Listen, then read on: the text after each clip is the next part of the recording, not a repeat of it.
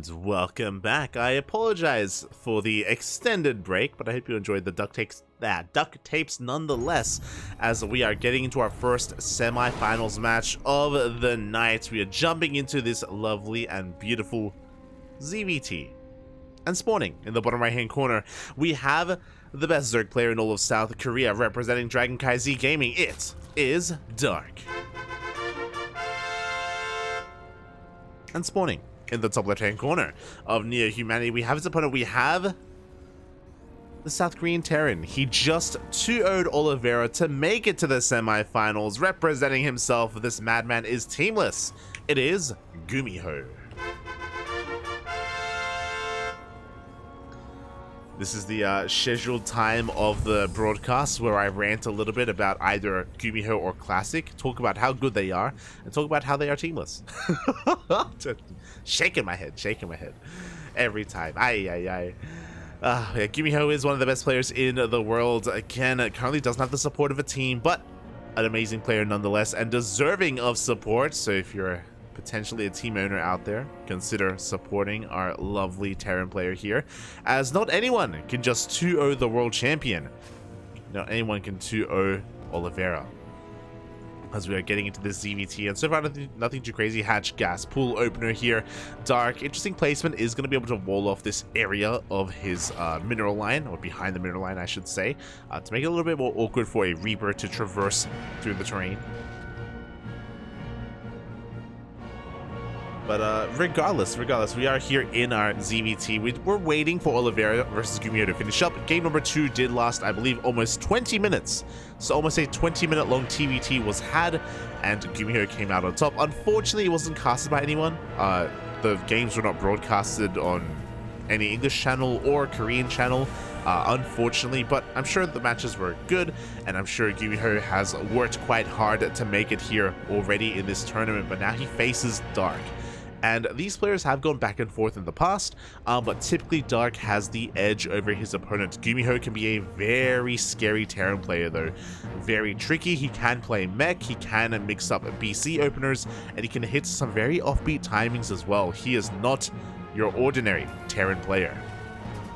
Speaking of, we do see GuMiho going for a reactor first into Marines. No SCV scout, no Reaper scout, no nothing. This is such a bold move out of GuMiho, especially against Dark.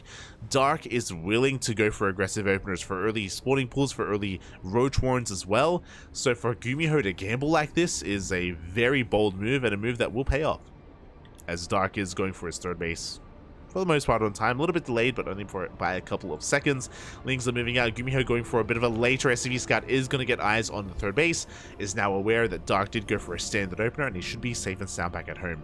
Marines are moving out to try to hunt down some overlords, but the Lings are also looking to dip in and pass the Marines. Lings do slip past the Marines. Are going to be able to get some SCV kills. Meanwhile, GuMiho with 6 vanilla Marines is looking to apply some pressure and deny this third base. The bunker is on the way. Boys are being pulled though. A lot of lost mining time here from GuMiho. Meanwhile, he is committed. The Queens are rocking up, and they're looking to try and deny the bunker. Up. Oof. Bunker will not get up and running. Just like that, GuMiho has to get the hell out of here. And he's able to preserve his SCVs at least. Looking at the unit source tab, only one SCV went down, but a lot of lost mining time. At the end of the day, Dark does come out on top. But yeah, really cheeky opener here for GuMiho to get into this reactor play into the mass Marines to try to sneak out that bunker, but alas, was not meant to be. And GuMiho, this is what I mean. GuMiho from here goes into his 1-1-1, so much more aggressive opener, and he's going for a Raven opener as well, no Banshee. Like, who else goes for a Raven opener like this? I know Maru has been playing around a little bit with this, but alas, GuMiho is going to be very active here with his Hellions, with that Raven, to try and clean up as much creep as possible, be as assertive as he can. Would even potentially fight some of those Queens as well with the auto turret. There we go. The Hellions are moving on forward. We're waiting for a couple more to rock up across the map. There is a third CC behind this. A little bit delayed, but again, GuMiho is looking to make it worth his while. Meanwhile, Dark back at home, just going to be droning, throwing down some spores, getting ready for any kind of Banshee play, because that's what is normal. But here we see anything but. With that Raven, auto turret is thrown down. That Queen barely is going to go down as well. Workers are pulled away. They will be saved in time. And it looks like Dark will be able to fend the rest of this off. At the same time, we do have a massively counterattack, but no, the Marines are in position. I love it. No bunker, but the Marines are protected by those SCVs in the mineral line. Lings do force the Hellions to back off. And Dark can now respread his creep and resaturate his third. Oh, as the Hellions are being pulled out of position, we have another massive Ling counterattack being set up. The Marines! Yo, the Marines are not safe. They are not sound. They're going to get surrounded. They are all going to be going down behind this. Dark did go into a 4-minute 30 lair, which is normal, but this is not. We have a Nidus. We are going for a Ling Queen Nidus all in. The boys are being pulled. Hellions doing what they can to hold on here. They do protect those SCVs, but again, the natural base is still under threat. And behind this, we have that Nidus. We have the Queens rushing across the map. We have 6 Queens in total. My god, and the Nidus has not been scouted. Base is under attack. Base is under attack. As the third is under threat, the Queens pop out as well. And they're here to wreak havoc upon the natural, upon these Hellions. Marines are coming on now. Stim is done, bear that in mind. These Marines are going to be quite a force to be reckoned with. But Dark doesn't care. He goes for another Nidus into the main base. Does force an auto turret out of GuMiho. Ooh, as he is heavily supply blocked, another Nidus is thrown down. I love how patient Dark is being right now. He doesn't want to just rush in with his Lings. Wants to wait for the opportune moments. This Nidus here in the main base is going to go down. And from here, Dark is droning. He's taking his gases, throwing down a Roach War, and going to be getting into, I imagine, +1 range. Yep, there we go. Going to be getting into 1-1 Roach. Oh, this creep isn't going to be as impactful because of that Raven. And GuMiho will hold on to his natural base, but he did lose his third. He is contained here to 2 bases.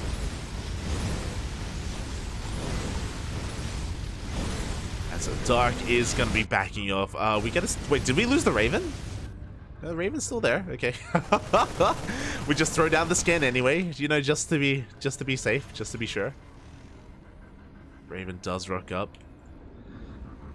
And from here, we are just getting into our 4th base. Again, Dark has been able to fully saturate his 3 bases. 1-1 is on the way, and this 1-1 Roach timing is going to hit very hard. As GuMiho is playing Bio, of course, we do have 5 racks set up. 1-1 on the way. Like, upgrades-wise, like, GuMiho is pretty well set up. Alas, it's just a lack of saturation on this third that is really hurting him. GuMiho just going to be asserting himself here once again, clearing up some of this creep. Dark not too far behind him, though, looking to respread it as he is cutting workers here at 71. And from here, we should be making nothing but Roach Ravager. We have to be careful not to be supply blocked, but for the time being, we have plenty of Overlords already here for Dark. And we'll see if Dark saturates his 4th base, and it looks like he will. Dark is actually taking even more gases. 7th and 8th gas are on the way. We do have a bit of a surround as well as... Oh, GuMiho does lose quite a lot of his Marines. We're still waiting for 1-1 to kick in. But yeah, it looks like gases are being prioritized as well. I mean, I know Roach Ravager can be quite gas intensive, especially if we do want to get into 2-2. It looks like we may, as I was worried about this, but Dark is supply blocked. We have 7 Overlords on the way.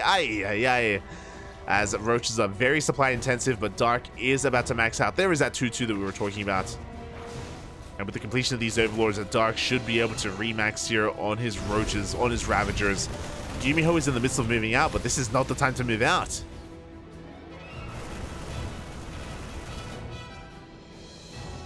Dark has an insane army right now. A fight on creep is exactly what Dark wants. Back at home, a bit of a Link counterattack. You know, 2-2 is going to be kicking in faster here for GuMiho. The army being quite active here in the middle of the map. He only has 1 tank with his army though, so I'm a little bit concerned about that. As we do see GuMiho pushing on in, but there is a massive army waiting for him. Biles are not going to be connecting with the tank. Oh, another anti-armor missile is going to be forcing Dark back. Does force a cancel on the fifth base. But we're coming in once again. The tanks, they're on siege, Poppy. The Biles will be connecting. Ooh. And it looks like without the support of the tanks, GuMiho is really struggling to clean up the Roach Ravager. Yeah, with the defender's advantage, it looks like Dark is going to be able to clean up all these Marines. The Biles will connect on those tanks as well. The reinforcements from GuMiho, they're just not good enough. Ooh. Just a really unfortunate fight from GuMiho, and now he's in a world of hurt. He just lost all his tanks. Without any tanks, how do we defend against a Roach Ravager counterattack? We don't.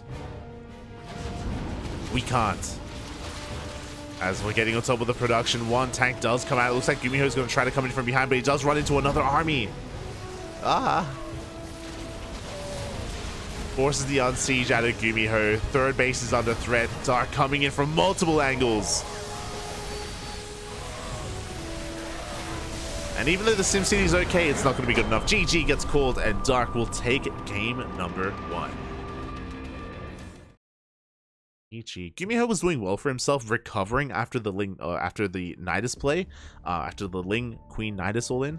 GuMiho was doing quite well for himself, you know, keeping up with the upgrades at least, but again, pushing out onto Dark's side of the map. I don't think he had really recognized what Dark was doing. I mean, we never saw a scan, and we never saw GuMiho scout the main base of Dark either, or the bases, or the fringe bases either, just confirming the saturation and recognizing that Dark was maxing out on Roach Ravager. Yeah, we mentioned it as it was happening, but in that situation, Dark wanted to fight on creep. Like, he wanted to take a fight on his side of the map, and GuMiho complied. GuMiho moved out just as Dark was maxing out. So, an unfortunate timing for that push. Did work against GuMiho in the end, and Dark was able to swallow up his army and just snowball from there. GG. The snowballs are quite real here on Neo Humanity. It doesn't take too long whatsoever to counterattack and to hit that third base. A very small map. Very small indeed. As we are getting into game number 2.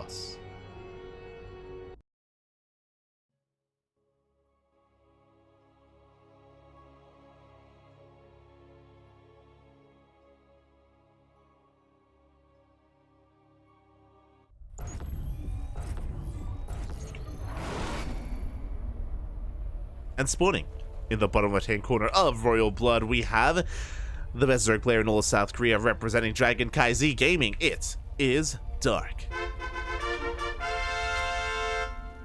And spawning in the top right-hand corner of Royal Blood, we have his opponent. We have the South Korean Terran player representing himself. It is GuMiho. I feel like this is also the moment where we also have to bring up the opener of GuMiho as well. For him to invest into a Raven the way that he did didn't quite work out for him. We saw him cleaning up some creep, and we saw him killing one queen with the auto turret, but he wasn't able to do much else other than that. Sure, that led into some good anti-armor missiles in the big fight later on, but we saw that that spell can only help you so much in that situation. The Raven being quite an interesting opener there from GuMiho. Very unorthodox, very out of the norm. Meanwhile, this is why I thought it was really risky of GuMiho to skip his SCV scout and skip his Reaper scout in game 1, because Dark is more than willing to go for a pull first in ZVT. There we go. This time it is a pull first in game number 2. It is going to be pull, hatch, gas opener here, so it isn't hyper aggressive, but Dark can make a couple of lings. He can sneak out across the map, wait for the Reaper to move out, and cause a delay on the CC. As this time the Reaper is on the way, so GuMiho is going for a much more standard opener. He's not going for a Rack Scout though, so he is going to be in the dark. Meanwhile, as we don't see an SCV Scout from GuMiho, we do see a fast Roach Warren from Dark, and this is what I was afraid of again in game 1. Tis what we're getting in game number 2. Thankfully we do have a Reaper opener from GuMiho, so he should be able to get across the map. Big should though, because this is the scary thing about pull first. These Lings, ideally, Dark forces the Reaper to turn around. Like, if there was an SCV scout, and if it did turn around after seeing the timing of the natural base, then this Reaper would be staying at home. But alas, the Reaper does move out across the map. The Lings are going to be looking to force a delay here on this CC. GuMiho should go... he checks, he sees the pull first, and he races back home. And this is scary because that means GuMiho doesn't go into the main, and he doesn't scout the Roach Warren. He doesn't scout what's actually happening. As the Reaper does turn back around, and sure, he does save his SCV. We have a bunker on the low ground as well because GuMiho is in the dark, and GuMiho doesn't know if there's anything more to this pull first. We can see there is. Oof. Good stutter stepping there from Dark. He does take down the Reaper. The Roaches had been revealed, and now GuMiho has to make a very quick reaction here. He does have a couple of Marines on the way. The bunker on the low ground is going to finish up. A couple of boys are brought down to the low ground as well. Now, what's important here is that Dark, he only made 5 Roaches. This is a 5 Roach opener. With this is designed to pressure, take control of the natural base, take down this bunker as well, and we can drone up behind this.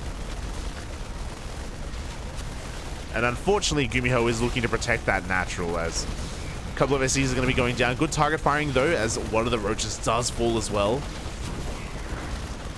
Oof. Second Roach goes down. Good target firing from GuMiho. This is kind of making Dark, or this is quite an expensive push here from Dark. Cyclone has arrived, and with the power of the Cyclone, GuMiho is going to shut this down. Oh my god. The pile does connect as well, and Dark does trade surprisingly well. He kills every single one of those Marines, 3 SCVs. But I do want to say this is still a better position for GuMiho. He wasn't forced to lift his CC. He wasn't forced to pull the boys. Did lose a couple of workers, but only a couple. And now Dark. That was a big investment there. That did eat into his gas. That did eat into his link speed timing. We're going to be settling down, but GuMiho's not in the worst position.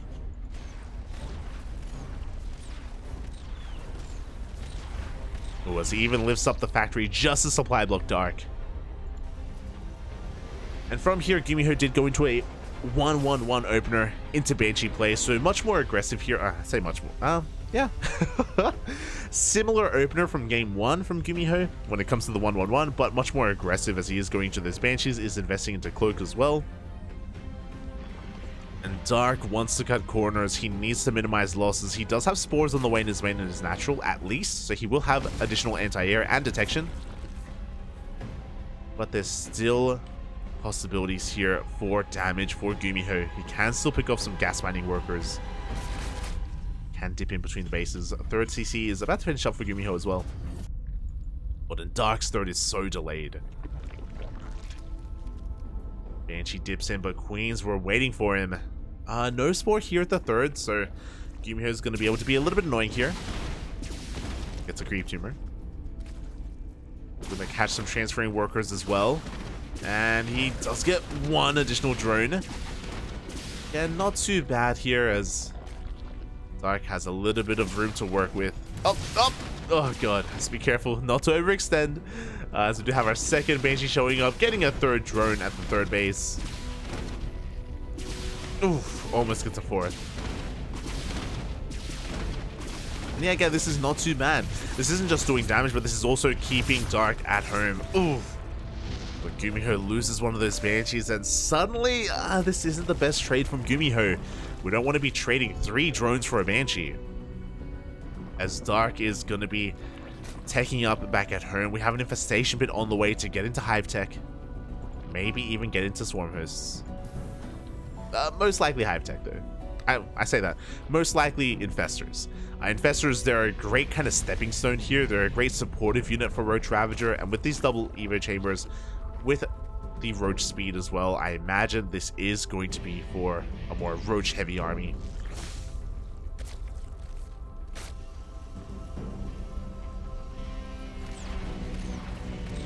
As GuMiho is just getting set up back at home. Oh, we've got our 5 Raxes on the way, actually working on our 6th Rax. We've got our tank production as well. GuMiho, was he able to scout? He wasn't able to see too much, but that would have been enough of a tell that, of course, he should be getting into tanks because he's up against roaches. There's pathogen glands, as we were saying. Roach Ravager is okay, but Infestors and Fungal make Roach Ravager so much better. The problem with this unit composition is that it just doesn't have a lot of splash damage because obviously you're lacking Ling Bane, but we make up for the Ling Bane with Infestors instead, with those Fungals. They do lock down the army, they allow Biles to connect, and they do provide that splash damage that we kind of are missing. But yeah, this is very Dark-esque. And we shouldn't be making too many of these Infestors. Again, this is just a stepping stone. The Roach Ravager isn't the end game. This is just designed to help out the mid-game kind of composition and make you survive long enough to get into 4 bases, 5 bases, hive, worker play. But we'll keep an eye on the drone count because Dark, he only has 66 drones. 66 workers is all we have, and that is one of those big milestones here for Zerg, where you can cut workers, you can sustain maxing out once, maybe even twice, and work on a massive army. But we can see Dark is actually droning. Let's go. Droning, spreading creep. You see our first move out of the game as well. 2 tanks going to be joining this army, just going to be pressuring here, sieging up within range, but we have a massive Fungal in the Marines. Oh my god, a second Fungal takes everything down. My god. Purely off of the DPS of those Fungals. No combat shields. I was really curious as to why the Marines died so quickly, but we moved out seconds before combat shields finished. Ay, ay, ay. So unfortunate. And just like that, GuMiho is really vulnerable. He is vulnerable to a counterattack. He lost the majority of his army. Dark, he can smell blood in the water. We see GuMiho trying to take his 4th base on location. Bold move by GuMiho. Ay, ay, ay.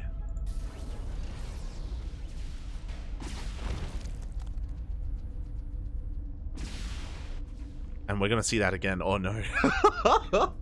Oh no, Buffy, the Infestors are getting set up from behind. They're getting ready.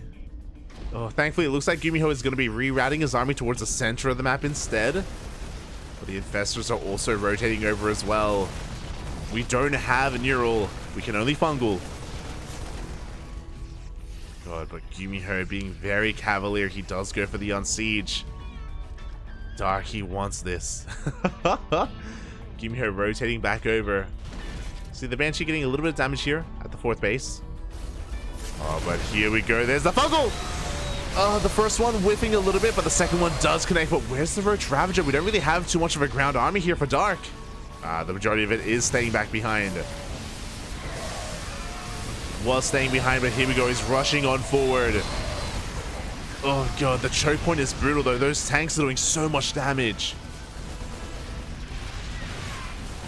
But alas, the Bio army has been thinned out. The tanks are falling one after the other. There's only one left, and it will go down. Oh, what of us? There we go. Oh, the Biles even connect with the medevac. Dark will hold. GuMiho was able to get his 4th up on location. We have an even base count for both players, which is always a better thing for the Terran. On top of that, Dark did lose his Infestors. He did lose his Infestors that were flanking the army, and that was quite an expensive loss for Dark as well. So both players are hurting. Even though Dark has a massive supply lead, don't let that fool you. The soup sometimes does lie, especially when roaches are involved. They are very supply inefficient. They are very supply heavy. So the armies are still quite comparable with each other. See Dark trying to rotate over here, trying to slip in between the natural and the 3rd, but no, there is a tank in position. And we were talking about it earlier, but with these kind of range upgrades, it does lead into a more seamless transition into Hydra Lurker Viper. Lurkers are being made, Vipers are on the way, Hydras are on the way as well. But Dark is going to have to throw away some of his army. We need to get rid of these roaches, and he knows it. He does know it. You don't want to trade too inefficiently, though, as he's just going to dive on in. Maybe get a tank. Get a couple of Marines, but the goal here was to throw this army away and replace it with more Hydras and more Lurkers. Feels bad to be a Roach, man. As Roaches don't scale well into the late game. Once again, Dark looking to trade.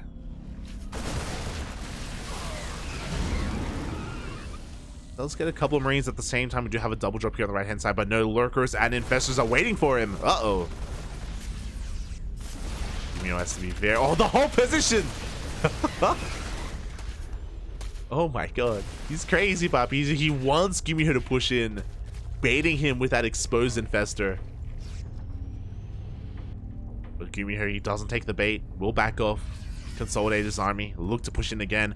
Very little creep spread here on the right-hand side. The creep is looking amazing everywhere else, but not so much on that right-hand side of the map. Meanwhile, ooh, 2 Lurkers go down instantly. Oh my god, almost 3. 3 Lurkers go down. Very good pickoffs here from GuMiho. Oh my god, every single Lurker falls. We have some nice parasitic bombs. Oh no! What else? Where's the splits? No! Oh my god. The full medevacs go down at the same time. Here comes that army on the right-hand side. The Lurkers have arrived. A decent fungal, but once again, these Lurkers are very exposed. Transfuse almost keeps them alive. Will barely force them back. Does snipe another medevac. Oh my god. This would have been a good moment for GuMiho if he hadn't lost all those medevacs earlier. Like, he basically reset the Lurker count.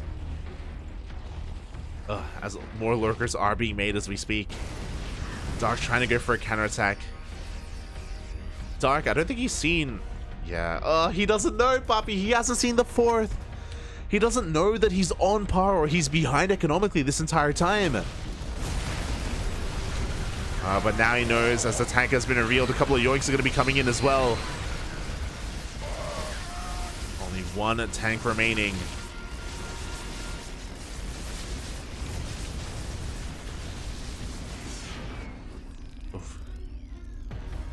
From here, Dark just going to be looking to find a way in, but again, pushing up a ramp into tanks with a Roach Ravager army, no, it's not going to work. Manages to get a yoink.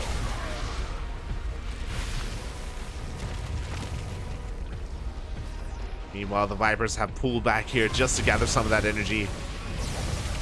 4th base has finally been spotted, and Dark should be looking to isolate it, should be looking to try to pick it off. God, as he has no fear, Lurkers are morphed in on the front lines. GuMiho spots that army, goes for a triple drop across the map. Not too much at home to defend. Yeah, Dark, he sees it and he has to pull back with everything. Ooh. Just gonna try to buy some time. The Lurkers are left exposed, but it looks like they can take care of themselves.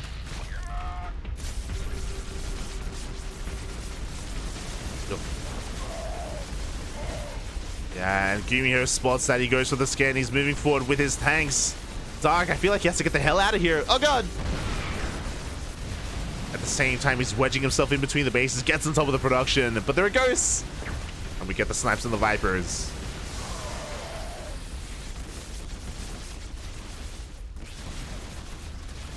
Oh my god. A lot of those Lurkers on the right-hand side did go down. As Dark is trying to engage, and hey, he actually gets some of these ghosts. Both players are bleeding. Both players are hurting so much right now.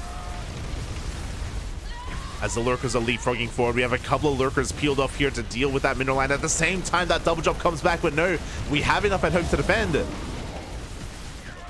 jump finds no damage, and Dark has found his way into the natural.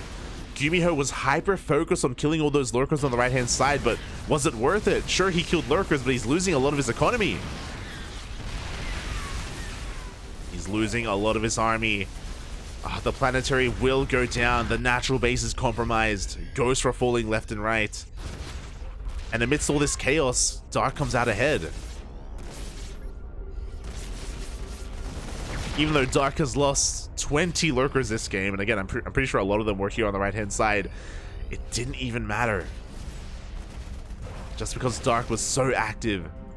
The 4th base still up and running, but Dark doesn't care. He sees the win condition. He wants to once again try to bust into the natural.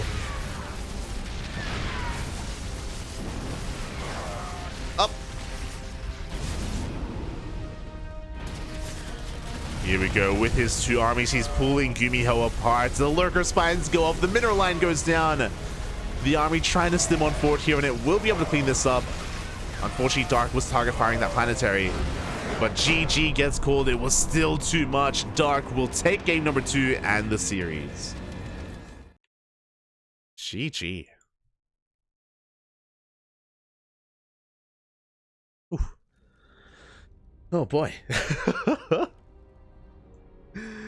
GG, well played. Dark will take a 2-0. That was a pretty close game too, though. Very back and forth. There were definitely moments there available for GuMiho where he was sniping a lot of those lurkers, but alas, he was having a hard time keeping up with the multi-pronged aggression of Dark. His ability to split up his army and to force some really weird engagements was pretty insane. And yeah, GuMiho could not keep up. GG gets called, and yeah, Dark advances on to the grand finals.